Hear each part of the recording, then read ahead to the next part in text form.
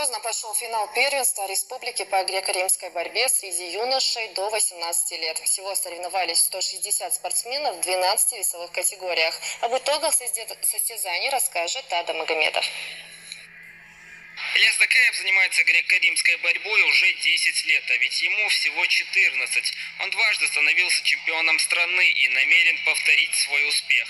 Для этого спортсмен упорно тренируется, не покладая рук, развивая не только физическую силу, но и технику. Свое мастерство он в очередной раз показал на первенстве республики по данному виду спорта среди юношей до 18 лет и выиграл финальный бой, несмотря на трудности.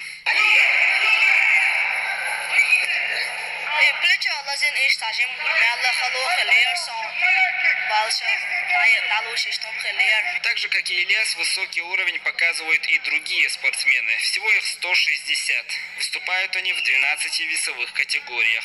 Выиграть матч можно путем прижатия соперника к ковру или принуждению его сдаться, а также по баллам. Всего 3 раунда по 3 минуты. В греко-римской борьбе особым преимуществом обладают спортсмены, которые могут подавлять соперника силой, поскольку в отличие от классической используется только верхняя часть тела.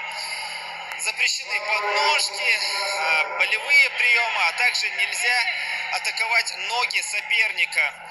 Необходимо быть быстрым и резким, но при этом уметь крепко держаться на ногах. Тренера активно поддерживают своих подопечных.